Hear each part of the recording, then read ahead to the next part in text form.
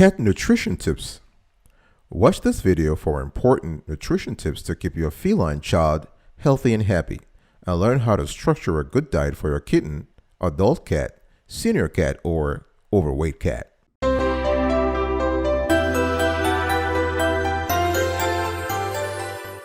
Welcome back, folks, to another edition of Sir the Kiwi. How you doing today? I hope you are doing fantastic. I'm doing marvelous, if you were to ask me. If you are doing as great as I am, go grab a cup of coffee or tea or vodka and let's roll. Today I want to talk to you about cat nutrition tips and kind of give you a series of recommendations around how to keep your feline child healthy and happy. Nutrients cats generally need. Nutrients are substances obtained from food and used by an animal as a source of energy and as part of the metabolic machinery necessary for maintenance and growth.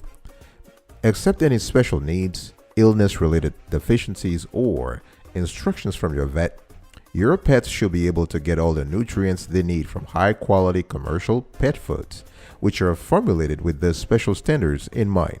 Here are the 6 essential classes of nutrients fundamental for healthy living. Number 1, water. That makes sense, right? Water is the most important nutrient, not just for pets, also for humans. While food may help meet some of your pets' water needs, pets need to have fresh, clean water available to them at all times. A deficiency of water can cause serious illnesses or even death. Next, proteins. Proteins are the basic building blocks for cells, tissues, organs, enzymes, hormones, and antibodies, and they are essential for growth, maintenance, reproduction, and repair. Again, the role here, the centrality of proteins in the metabolic processes is also seen in humans. Proteins can be obtained from a number of sources. Animal-based proteins have complete amino acids profiles.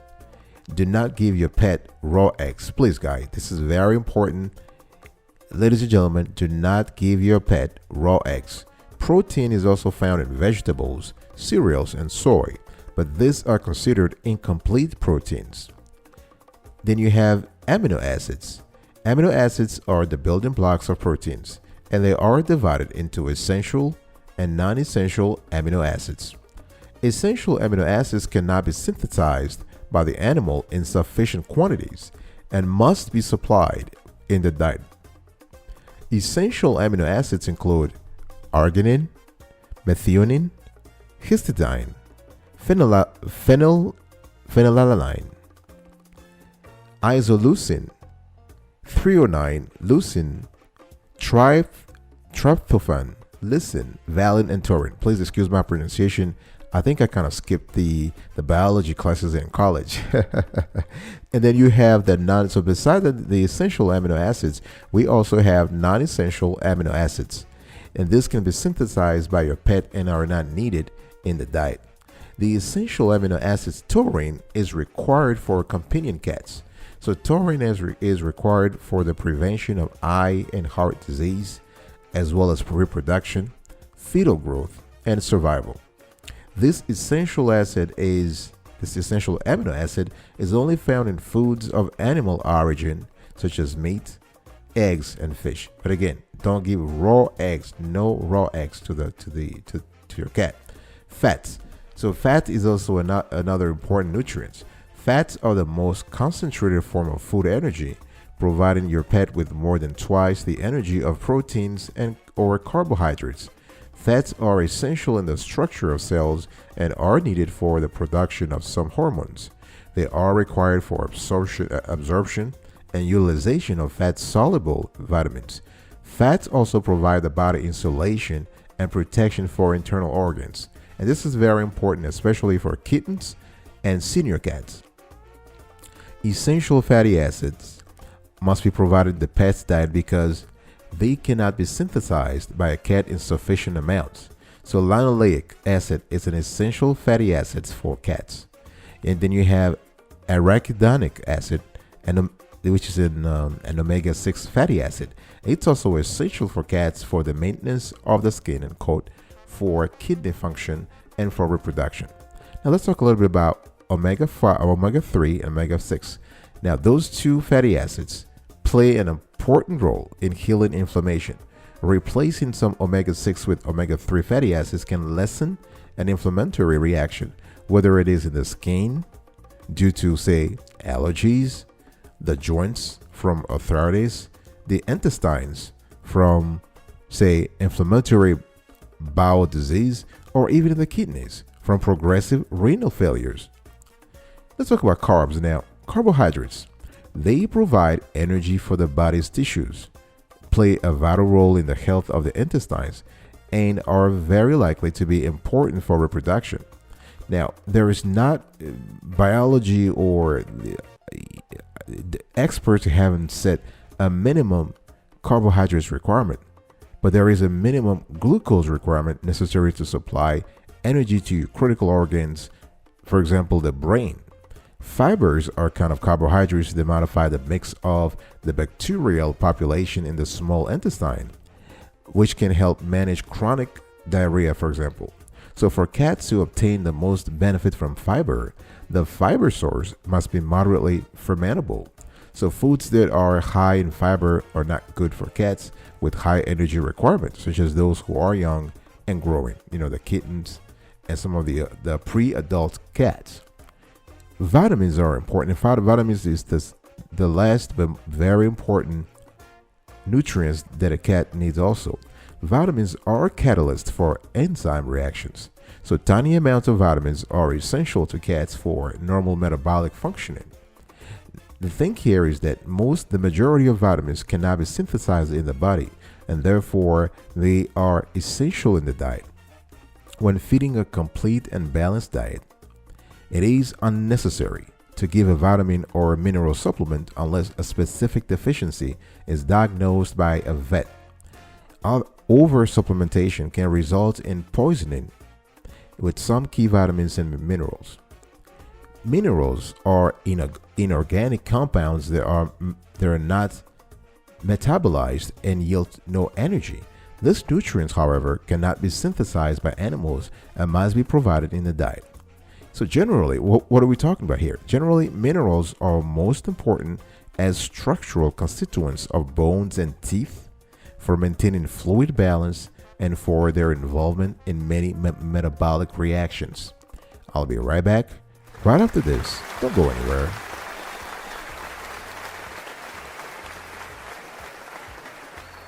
Welcome back, folks, to another edition of Sweetie Q. We are still having a conversation today about cat nutrition tips, and I'm just giving you the nitty-gritty. I'm giving you the A to Z of cat nutrition here, and I've already spoken to you in the first phase. We talked about nutrients that cats generally need. Now let's talk about nutrition tips for kittens. Kittens first. But if you love the content's clarity and quality so far, please subscribe to our channel and turn on the notification bell so you are aware whenever we drop a new show. We love receiving comments, share, and likes from our community. And please, if you feel like it, if you feel we're just giving you wonderful information, smash the like button, smash the share button, and smash everything. Smash the subscribe button. Nutrition tips for kittens. Kittens first. Start with the younger cats. If you are responsible for taking care of kittens in the first few months of their lives, be prepared to move them from a diet of milk to regular kitten food. Now, just pay attention now. Newborn kittens receive complete nutrition from their mother's milk for the first 4 to 6 weeks of life. Mom's milk is perfect for their needs, so you don't need to feed them anything else. In the event that the mother cat is ill or doesn't produce enough milk, or if the kittens are found as orphans, it may be necessary to feed the kittens a commercial milk replacer. If you find yourself in this situation, contact your vet for product and feeding recommendation. During the first few weeks of life, I would say from 4 weeks to 8 weeks, a kitten's body weight may double or even triple. That's the period of accelerated growth. This rapid growth will continue, although at a decreasing rate, until maturity. Large amounts of energy and nutrients are required in balanced quantities to support this spectacular growth. Kittens need large amount of energy, about 2 to 3 times that of an adult cat. Kittens also need about 30% of total energy from protein. So you got to make sure though, that you offer, what the food you offer is particularly formulated for kittens. Your pet will need to eat kitten formula food until he reaches maturity at about 1 year of age. That's where cats are considered mature. By the time kittens are 5 to 6 weeks old, they should be nibbling on a high quality dry food consistently, even though they're still nursing. This process of gradually introducing kitten food is important in training cats to eat as they are weaned, right? So most mother cats will suckle their kittens until about 8 weeks of age, 8 to 10 weeks. So by that time, 80 to 90% of the kitten's total nutrient intake should be from kitten food. So kittens can be fed free choice, which means what? Food is available at all times as much as the pet wants, whenever the pet wants. They are in a growing phase, and they are in a spectacular growing phase, so it's fine. You can feed them by dry kitten food or nutrient-dense kitten formula canned food. However, make sure that the free choice method is most appropriate when feeding dry food, which will not spoil if left out. So if you have a dog in your house, make sure he cannot get to the kitchen's food, because dogs, it's kind of funny, but it's true. Dogs just adore cat food, but the reverse is not always true. Also, make sure fresh water is available at all times. At first, curious kittens will probably want to play with their food rather than eat it, but the youngsters will soon catch on and realize they're supposed to eat the food, not just bat it around. So remember, it's okay, it's healthy, it's fine to feed your kittens a few treats every now and then, but treats should make up no more than 5% of your kitten's daily nutrient intake, and the rest of his or her diet should come from a high quality kitten food. All right, now let's talk about weaning a kitten. Weaning means what? It means transitioning kittens from mother's milk to solid food. During weaning, kittens gradually progress from dependence on the mother's care to social independence.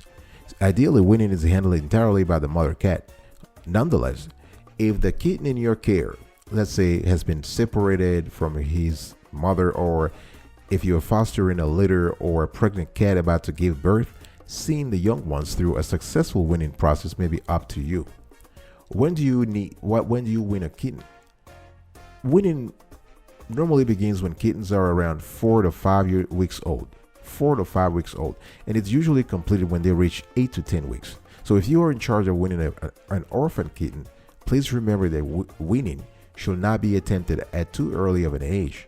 Generally, when a kitten's eyes are open and able to focus, and she's ready on her feet, the introduction of solid food can safely begin. So that process, the weaning process, that is, typically takes between 4 and 6 weeks, with most kittens completely weaned by the time they're 8 to 10 weeks. Now, how do you start? When the kittens reach 4 weeks old, you can place them in a separate area for a few hours at a time to reduce their dependency on mother's milk and her overall presence. Put them in their own special area with a litter box and food and water bowls. As the kittens become more independent, they can spend more time away from their mother until they're completely weaned. How to wean a kitten off of mother's milk or bottle feeding? Serve kitten milk replacer in a shallow bowl. Don't use cow's milk, as this will cause stomach upset and diarrhea in some kittens. Don't dip your fingertip or the syringe or bottle the kitten is used to nursing from into the liquid.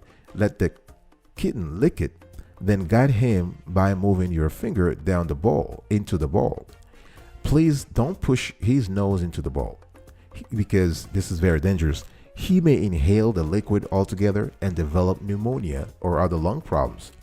Once the kitten becomes accustomed to lapping liquids, create a gruel, mixing of high quality dry or canned kitten food with kitten milk replacer until it is the consistency of oatmeal. Though you should continue to bottle feed while the kitten is leaning to eat from the bowl, you can place with a gradual transition by always offering the bowls first and then the bottle. Right? Now, how do you introduce a kitten to solid food? Make a gruel, like I said. Gruel is a GRUEL, and so you make a gruel.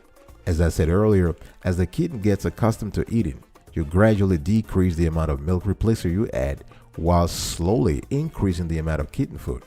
By 5 to 6 weeks, she should be eating only latent moistened food. Now you can start to leave out small amounts of dry food and fresh water at all times. So by 8 to 10 weeks, kittens should be accustomed to eating unmoistened kitten food. Now, how do you wean? This is an important topic here. How do you wean an orphan kitten? Generally, orphan or hand-fed kittens can begin weaning slightly earlier, at about 3 weeks of age, but otherwise the process is essentially the same. So you begin by offering milk replacer in a dish, you teach the kitten how to lap from the dish, and then you have a gradual transition to a gruel, as I said earlier. As this kitten slowly grows accustomed to eating, you want to gradually reduce the amount of milk replacer that you use. And by 5 to 6 weeks of age, she should be relying solely on kitten food for her nutrients. Now, let me give you a few tips, and we're just going to wrap this session up. Let me give you a few tips to help the weaning process. Kittens may play with the gruel. They may bat it around and step into the bowl before they understand that it's food. So have patience and don't rush the process, because eventually they'll catch on. But in the meantime, you want to use a soft, moist cloth to wipe any formula off the animal's face and feed after each feeding. So gently dry her with the towel and keep her in a warm area, free of drafts, until she is completely dry. Okay, I'll be right back right after this. Don't go anywhere.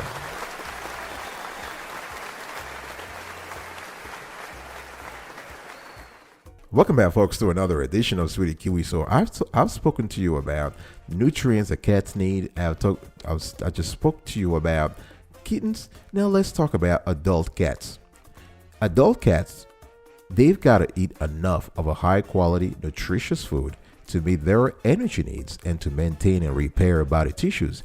Now, the amount you feed your adult cat should be based on his or her size and energy output. Very important. You don't want to transform your cat into an overweight feline friend. Activity levels vary dramatically between pets and will play an important role in determining caloric intake.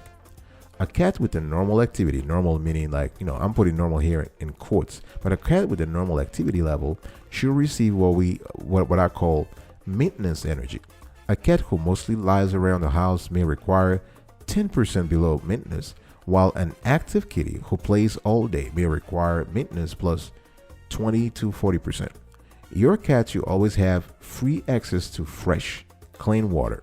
Water bowls should be cleaned every day, because that's just, as I said, this is the essential nutrients, and you want to have it there. All cats require taurine, an amino acid that is important for normal heart function, vision, and reproduction. Since taurine is found only in animal-based protein, all cats need meat-based diet to meet their nutritional requirement. As you know, we've heard in the last few days, there was in the media people talking about cats are vegans. That's not true. Let me just squash that sort of myth right now. Cats are not vegan. They need meat-based diet to meet their nutritional, at least for taurine, they need a meat-based diet. As with people, extreme hot or cold weather can increase a kitty's energy needs. So both keeping warm and keeping cool use up extra energy. So you may wish to consult with your pet's vet about what to do when the mercury soars or dips. A cat recovering from surgery or suffering from a disease may have increased nutritional requirements to repair, heal, and fight infection. So you want to talk again to your specialist, to your vet, about adjusting your cat's diet during periods of illnesses and recovery. Let's just say that there is a general rule of thumb. All cats should be fed twice daily using the portion control feeding method. Now, I will talk a little bit more about that later on. So you want to start by dividing the amount suggested on the label of your pet's food into 2 meals, spaced 8 to 12 hours apart. You may need to adjust portion as you learn your cat's ideal daily quote-unquote maintenance amount. Pet owners should consult with their vets to determine the best feeding schedule and types of foods for their pets. Now, some people, including in my own family, they have schedules that cannot accommodate normal 2 meal a day feeding regimens. You don't have to worry about that. No worry. Cats may be fed successfully in a number of ways to meet both the owner's and the animal's needs and circumstances. The different types of feeding methods are as follows. Portion control feeding. This entails measuring your pet's food and offering it as a meal, thereby controlling the amount of food that can be consumed. This method is used for weight control programs and for animals who might overeat if fed free choice. Food can be provided in one or more meals daily. The time feeding method. So beside portion control, you have time feeding. The timed feeding method involves making a portion of food available for the pet to eat for a specific period of time. For example, you would place food in your cat's bowl and allow your pet to nourish for 30 minutes. After that time, whatever food the cat has not eaten is removed. And then you have free choice feeding. This is also known as ad lib feeding or free feeding. So food is available at all times, as much as the pet wants, whenever the pet wants. This method, though, is most appropriate when feeding dry food, which will not spoil if left out. However, some cats will overeat when fed free choice, which can result in obesity. So you got to know your cats. You have to know his or her energy level and see what really works for him or her. Milk should not be fed to cats as a treat or a substitute for water. Cats do not possess significant amount of lactase, the enzyme that breaks down lactose in milk. Feeding milk and milk-based products to cats can actually cause them to vomit or have diarrhea. So treats should be given in moderation and should represent about 5 to 7% of a cat's daily food intake. So the rest should come from a nutritionally dense, nutritionally complete cat food. I'll be right back right after this. Don't go anywhere.